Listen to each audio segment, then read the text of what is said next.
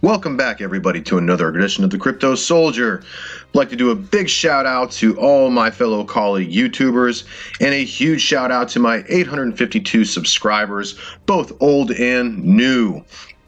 Today I'm coming to you with some exciting news and some not so exciting news and stuff like that, but let's do the news. Why not?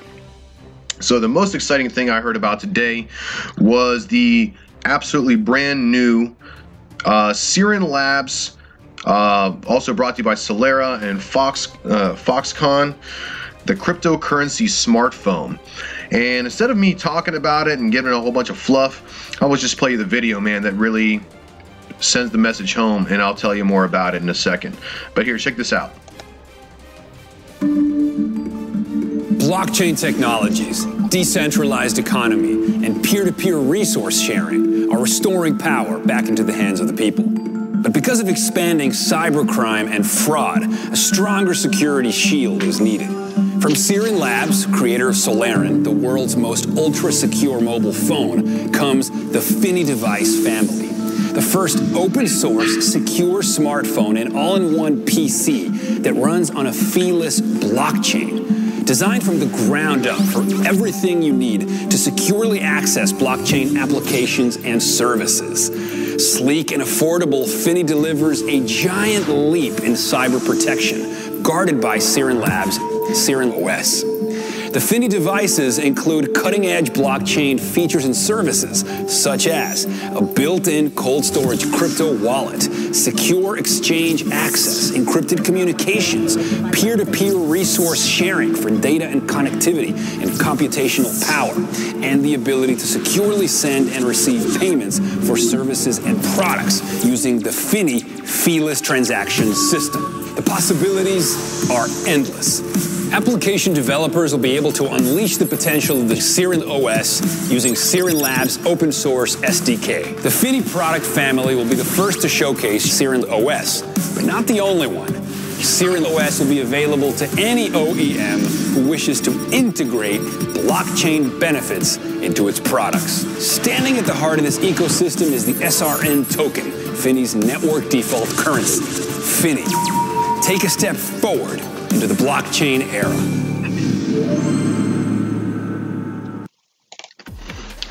So folks, if you kind of caught most of that, which it really explains it succinctly, I'm really excited about it. I mean, the phone costs just about as much as a Galaxy S8 or S9, you know, plus or minus a few bucks. But I mean, it's a blockchain phone. It's on an Android platform. It's built by the same company that builds the iPhone, so you know the quality is going to be there. I'm not a big iPhone person, but it's an Android device, so it's going to be a standard Android device operating with the Siren Labs operating system that's going to do all the stuff that Homeboy just told you about. So they're producing the crypto-friendly smartphone. It's manufactured by FHI Mobile, which are the same producers of the Apple iPhone. So FIH Mobile will do the design, and Siren Labs is going to provide the operating system, or OS. So it's going to have that cold storage wallet built into it. It's supposed to be coming out like around Q3, Q4 time frame. And Siren Labs was, I think, at a high of, I don't know, let's look here on CoinMarketCap and find out for sure. So let me check here, Siren Labs, and let's look at what that token's worth, man, because you can actually buy this token on the exchange right now. What exchanges is it on? So, hold on, it hit a high here, all time. Let's see if this thing comes up. Roughly, hold on, it's almost there. So 358, I think it was a little higher up here. 346. So right now the token is sitting at almost 28 cents, and you can buy this token.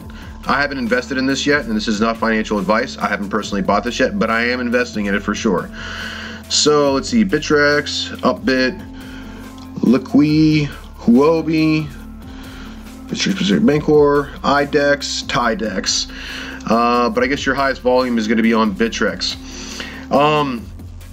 Stuff's happening with these guys, man. Stuff's happening when basically any carrier can incorporate the Siren Labs operating system to connect to the blockchain.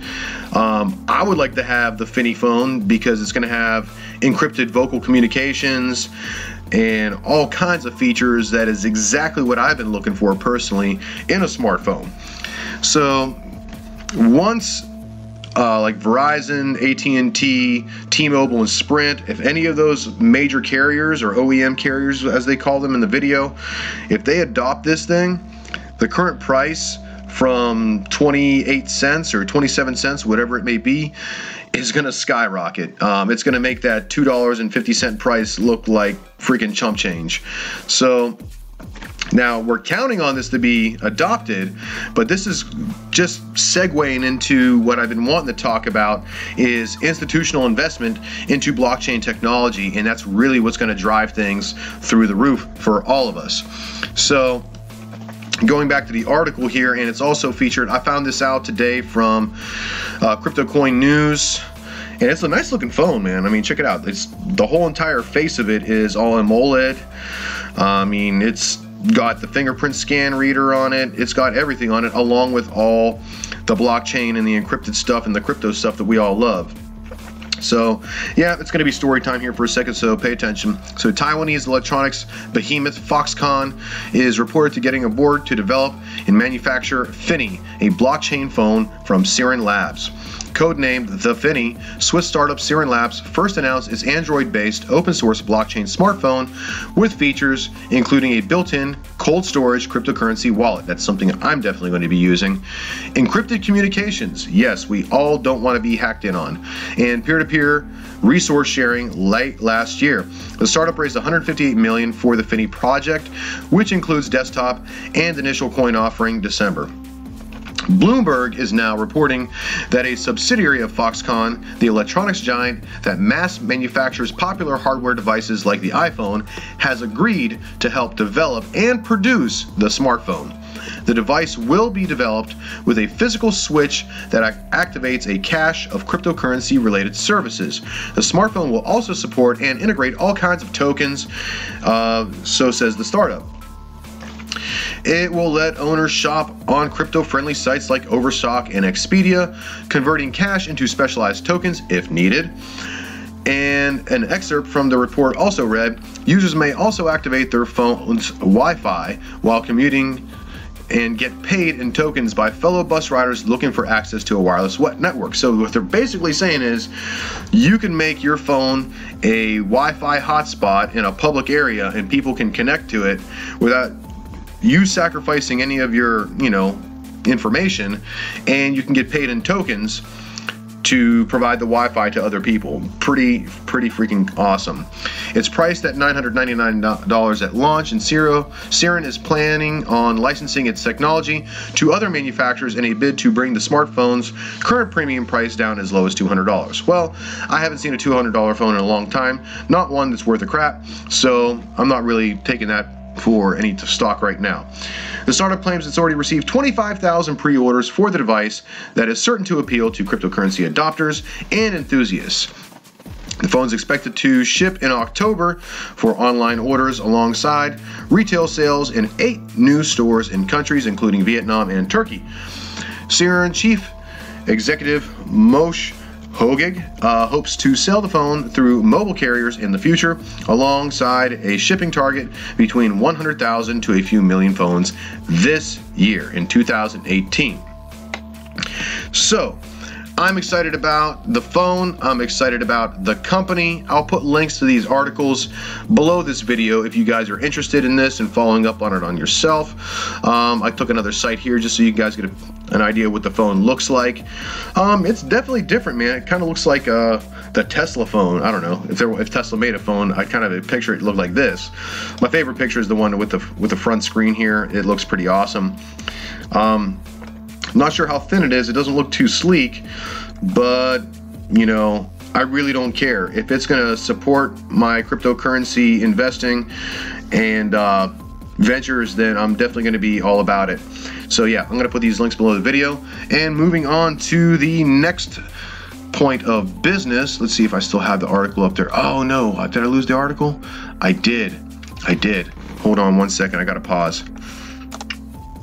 All right, folks, we're back. So yeah, cryptocurrency Verge responds to hacking claims by launching an accidental hard fork. Kind of a big deal. So, story time again, just a little bit of the news here. Anonymity-focused cryptocurrency Verge, also simple XVG, lost 25% of its value on April 4th, as news surfaced of an apparent hack which developers resolved by accidentally initiating a hard fork. Yup. According to various press and social media sources, including Verge developer known as Sunarok, a bug allowed manipulation of the block mining timestamps. This created a potential for illegitimate coins to appear from nowhere. There's currently a 51% attack going on the XVG, which exploits a bug in its retargeting of the XVG code. Supernova mining pools, OC Miner reported on Bitcoin Talk. Due to several bugs in the XVG code, you can exploit this feature by mining blocks with a spoofed timestamp. When you submit a mined block as a malicious miner or pool, you simply set a false timestamp to this block 1 hour ago, and XVG will then think the last block mined on that algorithm was 1 hour ago. The debacle comes just 3 weeks after John McAfee endorsed Verge, lost control of his Twitter account to hackers, with funds reportedly not being at risk. Following the fresh bug reports, however, Sunarok appeared to adopt a laissez-faire attitude to fixing them, pushing through an accidental hard fork. Ouch.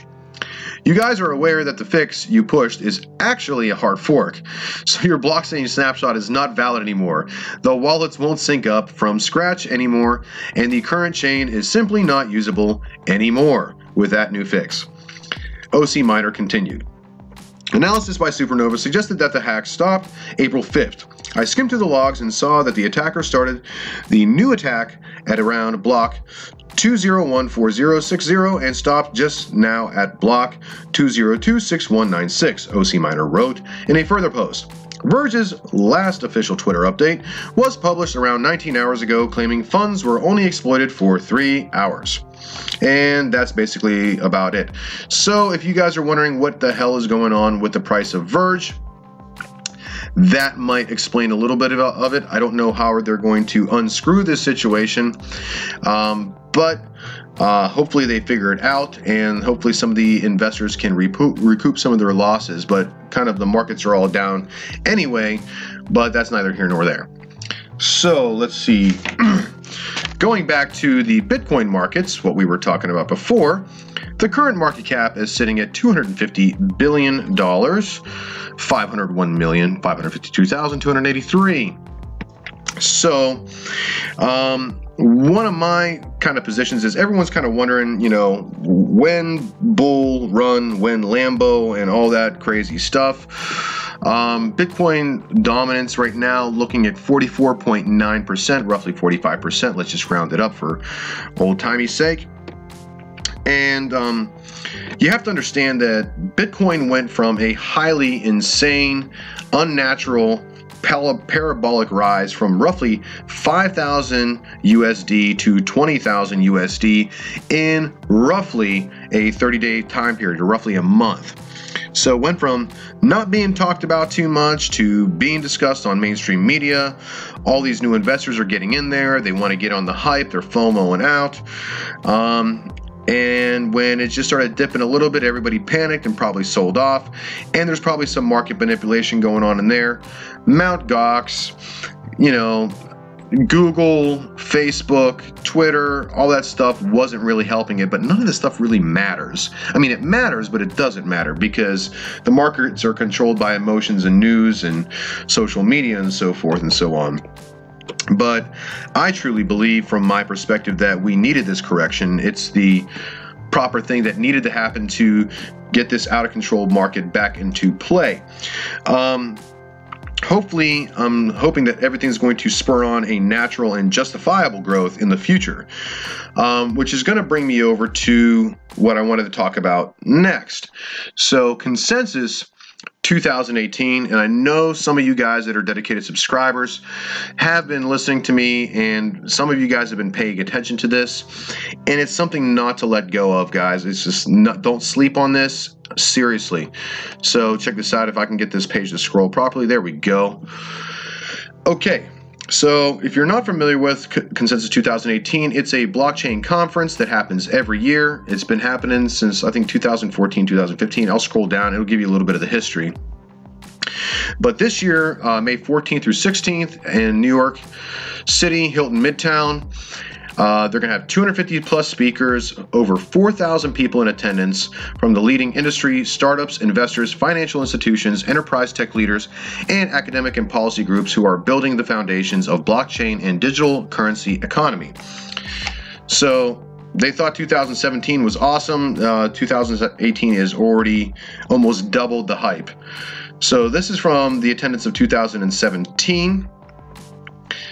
And this is the industry that showed up for 2017. And the press in attendance last year was American Banker, Business Insider, Bloomberg, CNBC, Entrepreneur, Esquire, Forbes, Financial Times, Fortune Magazine, Handelsblatt, MarketWatch, New York Post, Quartz, The Economist, The New York Times, The Wall Street Journal, Thomson Reuters.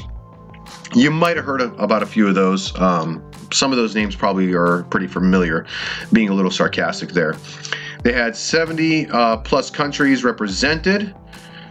And here's the attendance roster growth by year. So in 2015, they had 400 people. In 16, they had 1,400 people. In 2017, they had 2,700 people. And this year, they're expecting 4,000 plus people in attendance. I guess they're going off of ticket sales. They got some playback videos. I'll also be dropping a link to this site so you guys can research this. This is a ton of information in here. You can look at who's speaking this year and whatnot. I want you to see these sponsors, and this is where I'm going into the institutional investment sector here. This is what's going to really pump up and spur on the bull run that we've all been really looking forward to.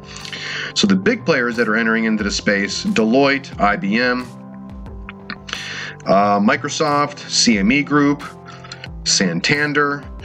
And if you see coins out here like ARK and Ripple, Qtum, VeChain, and I think VeChain's even speaking at this conference. You guys need to really look into this. Icon's going to be there, Lisk. These might be coins, Hyperledger.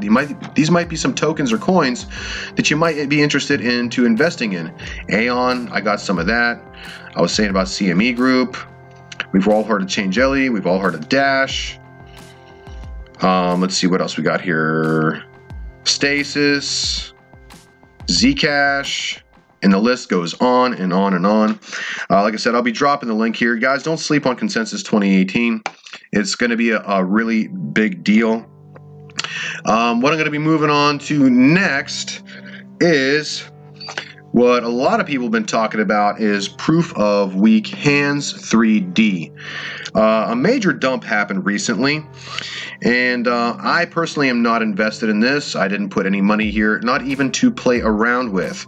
As some of you might have been following me, you know that I did the lending platforms in the past, and I have lost a fair amount of sum of money, maybe not a large sum of money compared to some people, but for my little world, it was a large sum of money. And no, I did invest more than I was prepared to lose.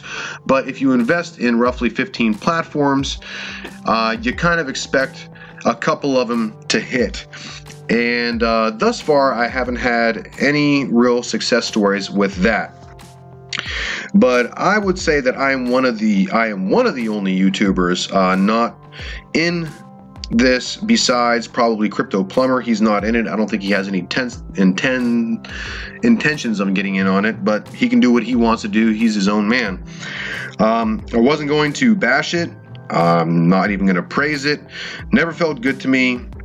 And neither do any of the other gimmicks that are out there that are all spurting off here, like proof of weak math and proof of weak dicks and proof of weak tits. I mean, I don't like any of them. Whatever the freaking crazy names are out there, I'm not into it. It's just a gimmick. You know, as far as I'm concerned, how sustainable they are, I have no idea. Crypto Chatbox in his last video showed another YouTuber that went and tracked it down and showed that Trayvon and Craig Grant, who were pumping this thing, they went and dumped it all at the same time. And like, I don't want to call it a coordinated thing, but it sounds awfully fishy that the two biggest YouTubers that were in BitConnect and all the other freaking crazy platforms out there that have failed jumped on board of this one, pumped the ever-living crap out of it, and then they simultaneously dumped it. And then when they dumped off, everybody else dumped off. And this is what happened to your token price. So it went from all the way the heck up here, where it was topping out at like around 19,736 ETH, and now it's sitting at around 11,399. So glad I didn't put any money in it. I'm not raining on anybody's parade. I really hope some people in the space kind of wake up a little bit and start investing into real programs and real platforms that actually solve problems and, you know, contribute to the world and contribute to blockchain technology. So I really hope no one lost a lot of money in this or is left holding the bag again. There was a couple of YouTubers out there that were waiting for the big dog pile of other YouTubers to start pumping this first. Then they jumped on board, and because they were all already in. So he didn't want to be crucified by everybody, and he didn't want the programs to fail and whatnot. But he's got his crew, I've got mine, whatever. Like I said, I've got a lot of colleagues that are in this, and I hope they all are very successful, and I hope they all make a lot of money in this. But from my perspective, it's just another get-rich-quick scheme. And I'm sorry if anybody lost money, but at the same time, never went in on it. Don't plan on going in on it. I'm not going in on any of these get-rich-quick schemes. I think there's lots of money to be made in crypto, but I don't think none of it is ever fast, and none of it is ever easy. It takes a lot of research. It takes a lot of hard work every once in a while, but it is what it is. I'm sure I'm going to get a bunch of dislikes on this video, and it is what it is. I've got my perspective. I've got my opinion about it. It's my feeling. It's not personal. I hope, you know, if you guys want to attack me, that's fine. It just kind of is what it is. I hope I didn't hurt too many feelings out there. Just know it's not personal, guys. It's just how I felt about it from the beginning, and I kind of saw this coming. I mean, if you go look over here, this is DAP Radar. I mean, here, it was just kind of going on its natural flow, as you can see. Then come April 2nd, that's when the huge FOMO and pump came, and it rocketed all the way up to here. And then it's down right about here right now. You know, it just kind of reminds me of a lot of the other programs we've gotten into. Hey, if you're in it, if you're in it to win it, go ahead and stick with it. I really hope the best for all you guys. I really do. I just think there's a lot better things to be getting into besides this stuff. You know, can the platforms that I have promoted in the past, you know, can they fail? Can arbitraging fail? You guys know that I've been really promoting that a lot. I really believe in the platform. It's not a pyramid scheme. It's not a Ponzi scheme. I mean, P3D, they outright tell you on their main website, we're like, hey, we are a pyramid Ponzi scheme, ha ha ha. And they do it in such a joking way, it's almost insulting. It's just like, hey, throw your money in here and just, you know, go for a nice ride and whatnot. It's just not for me, guys. It's just not for me. Well, anyway, I'm going to close out this video. People, thank you so much for watching. Once again, I want to do a huge shout out to my 852 subscribers. The channel is growing progressively. I hope you like the content. Please like, share, and subscribe. And if you don't like it, by all means, hit the thumbs down. You know, it's all up to you. I really don't care. It doesn't hurt my feelings. All it does is help the YouTube algorithm. Hit the notification bell if you want to stay up with the latest and greatest in crypto.